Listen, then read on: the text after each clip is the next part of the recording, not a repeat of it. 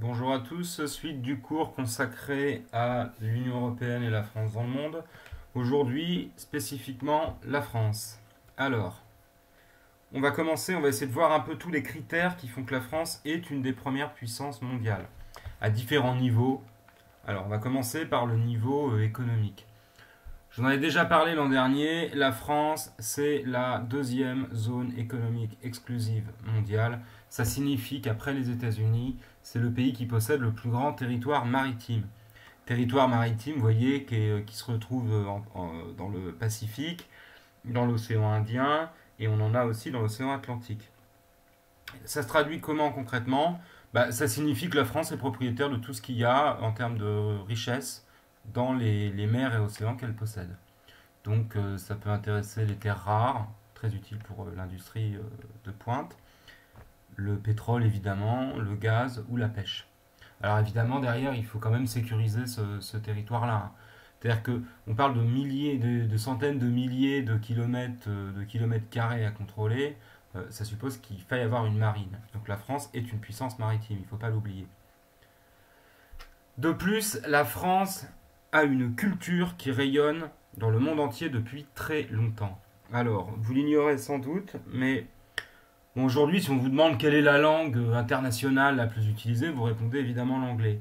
Ça, c'est vrai, grosso modo, depuis la fin de la Première Guerre mondiale. Et surtout depuis la fin de la Seconde Guerre mondiale. Auparavant, on va dire depuis entre le XIIe siècle et la fin du XIXe siècle, la langue internationale, c'est le français. D'accord? La diplomatie européenne au Moyen-Âge ou à la Renaissance se fait largement en français parce que c'est la langue de culture, c'est vraiment qu'on connaît le plus. Alors il y a la langue, vous allez voir que c'est important, parce que la langue c'est un révélateur de votre capacité à influencer les gens et avoir une culture qui est attractive.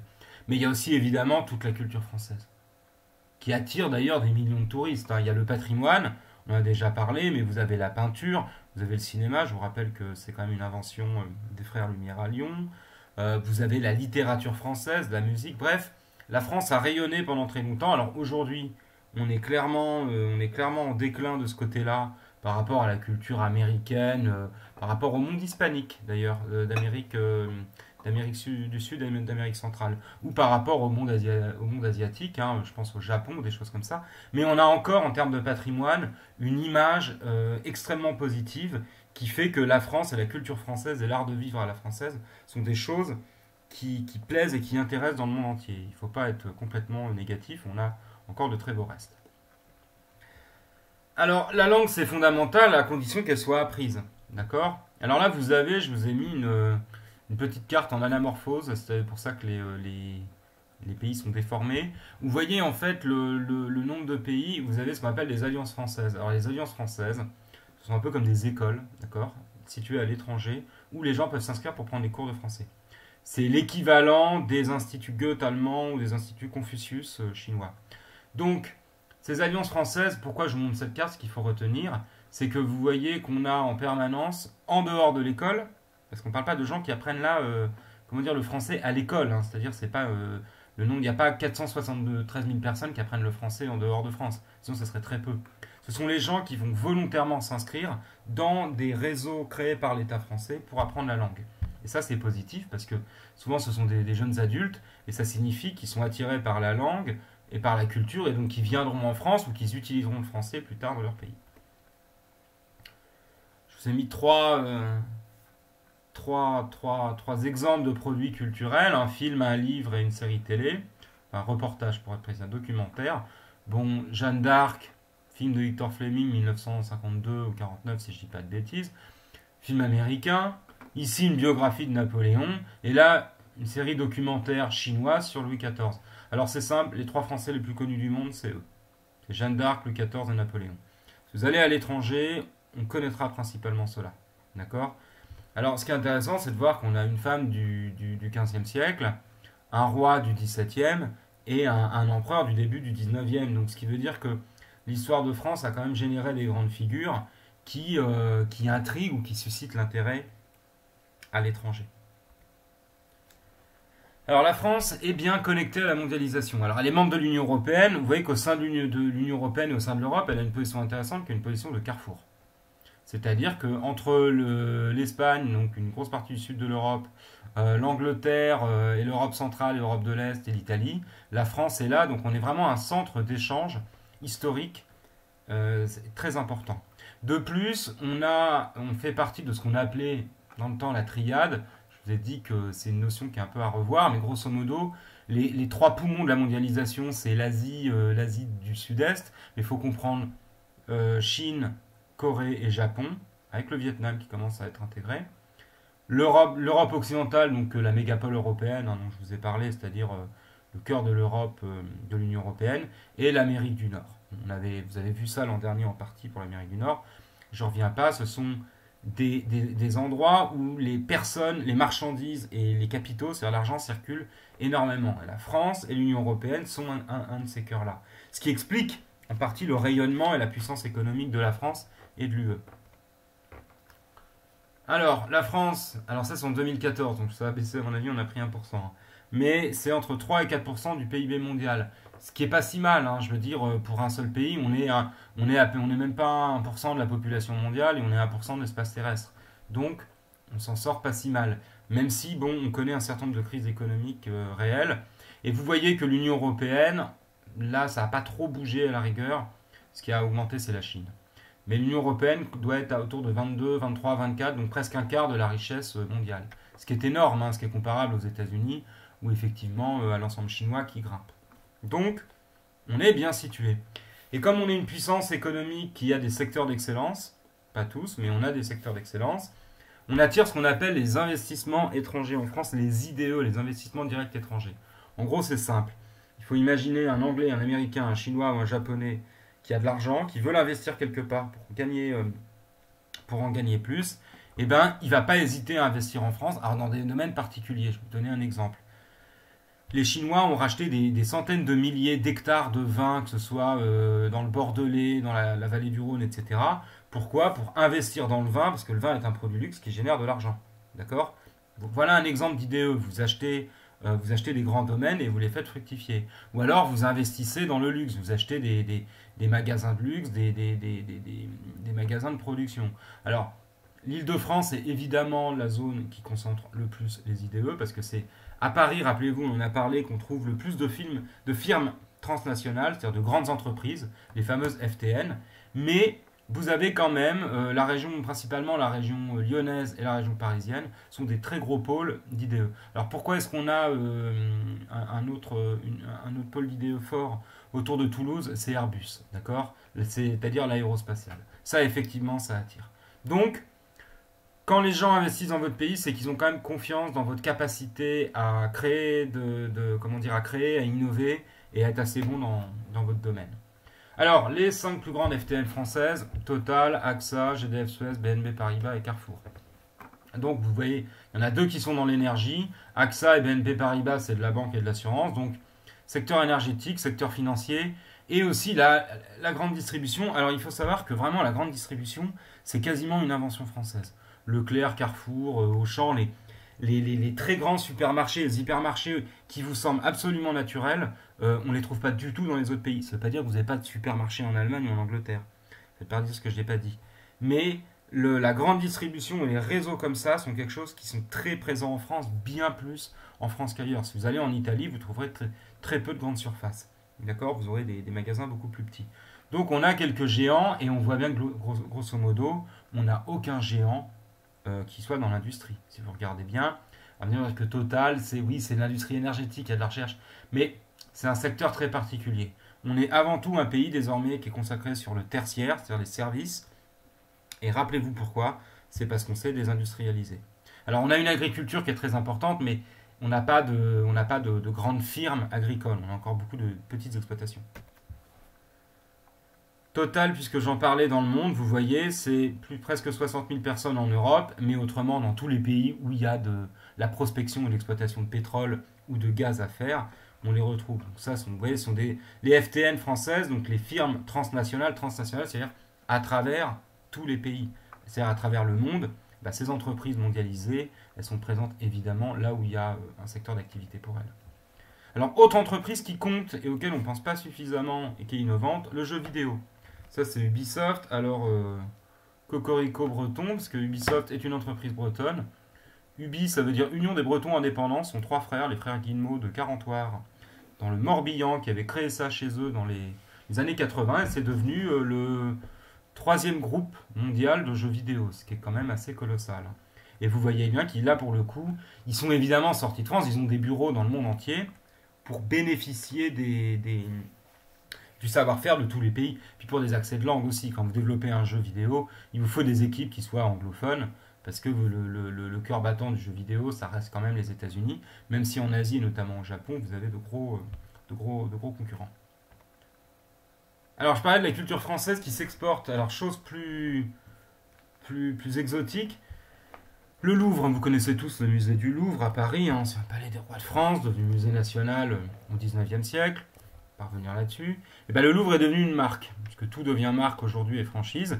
Et on a ouvert à Abu Dhabi, donc dans les Émirats Arabes Unis, d'accord, dans ces pays pétroliers qui regorgent d'argent et de milliards de dollars, et ben, ils ont créé un musée hyper moderne avec des pièces du Louvre qui est un partenariat. Donc le Louvre et entre guillemets la culture française, vous voyez, sont aussi devenus des franchises. C'est-à-dire que pour faire leur musée aux Émirats Arabes Unis, sachant que c'est pas un patrimoine local, c'est pas un musée de la culture arabique qui va se retrouver là-bas, mais ils se sont dit on veut créer un musée hyper moderne pour attirer des gens, et bien faisons une franchise, le Louvre. Comme ça, les gens du monde entier identifieront le Louvre à un musée à la culture et ils viendront. Bon, est-ce que j'ai besoin de préciser où on est? Non, on est en Chine, boutique Dior, le luxe et les cosmétiques à la française, tout le côté art de vivre, alors ça évidemment, ça rayonne et ça marche. LVMH, c'est le plus gros groupe mondial, si je dis pas de bêtises, comment dire, de cosmétiques, de luxe en général, dans l'industrie du luxe, et là-dessus, c'est un géant.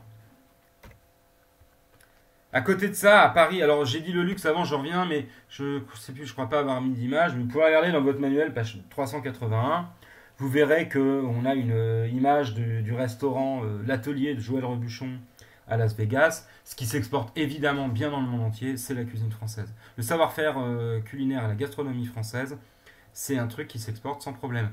Si vous avez envie de faire un apprentissage comme cuisinier, pâtissier, etc., et que vous voulez aller vivre à Londres, à New York, à Sydney, à Pékin ou à Tokyo, faites-le, vous n'aurez aucun problème pour trouver du travail. Une fois que vous avez une formation de cuisinier en France ou dans l'hôtellerie, vous faites le lycée hôtelier de Dinard, vous travaillerez où vous voulez et avec, croyez-moi, des conditions de travail et un revenu qui sera tout à fait correct parce que le savoir-faire français est extrêmement recherché dans le monde entier.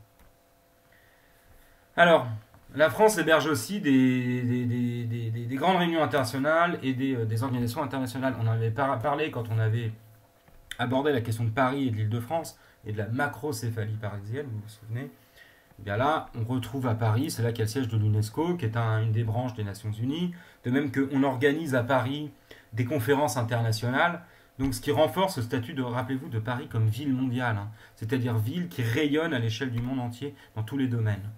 Au niveau culturel, il ne faut quand même pas oublier, c'est un héritage de notre histoire cinématographique, puisqu'il a été créé dans les années 30. Le Festival de Cannes, par exemple, est le plus grand événement mondial en termes de cinéma. Donc on a un certain nombre de domaines, vous voyez, dans la culture, dans l'économie, on est encore un cœur important.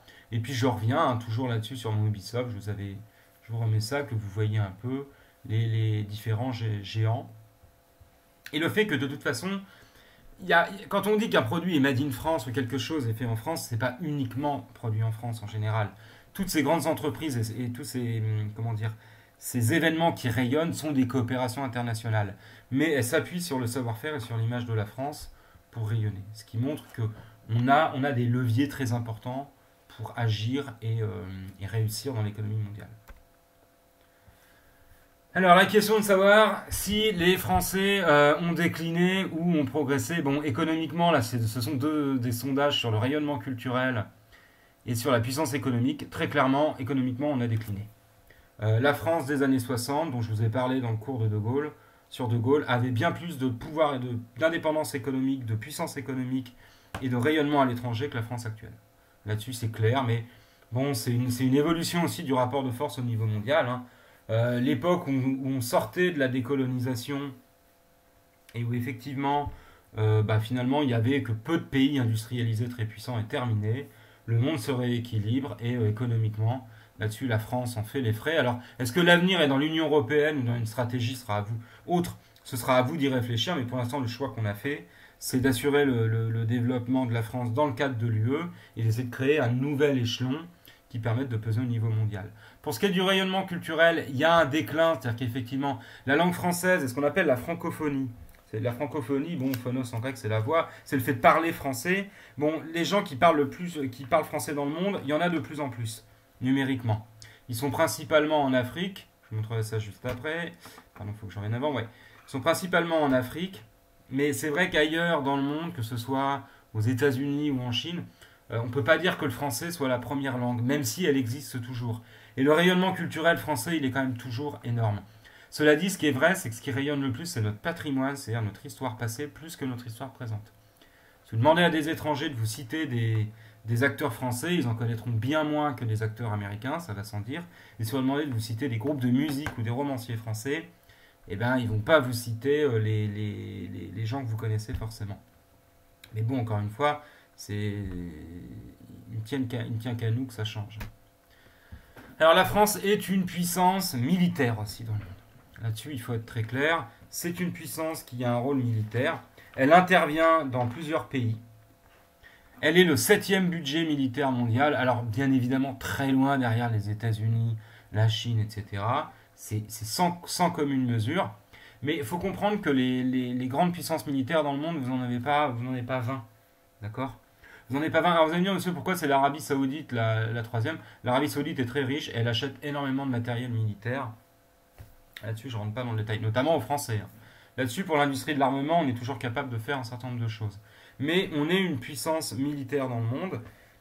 Alors vous allez me dire, à quoi ça sert une armée aujourd'hui? Eh bien, principalement, les missions qu'on donne à l'armée française sont des missions de maintien de la paix, c'est-à-dire d'intervention. Dans le cours sur les conflits dans le monde après 89, je vous avais expliqué que les Français étaient présents au Sahel, donc au sud du Sahara. Et effectivement, on essaye de faire surtout des missions de lutte antiterroriste ou d'intervention. Vous voyez là, on est dans un dispositif qui s'appelle Barkhane. Alors en 2013, concrètement, il y a eu le risque que le Mali tombe aux mains de groupes djihadistes. Les Français sont intervenus. Pourquoi les Français? Parce qu'il ne vous a pas échappé que ici, vous êtes dans l'ancien empire colonial français, qu'il reste des bases militaires françaises là-bas, et qu'une des seules armées du monde, en tout cas une des seules armées européennes, qui a une expérience très concrète de ces zones et qui les connaît, c'est l'armée française. Donc les Français sont intervenus à la demande du gouvernement malien pour empêcher la contagion djihadiste et terroriste dans ces zones-là. Alors, il ne faut pas se leurrer, on y est depuis 7 ans, et on va y être sans doute pour encore longtemps, puisque vous êtes, je vous l'avais expliqué, dans une zone où la misère, les trafics, le terrorisme, tout se mélange. Et effectivement, on a un cocktail absolument explosif. Et là-bas, l'armée française est en première ligne.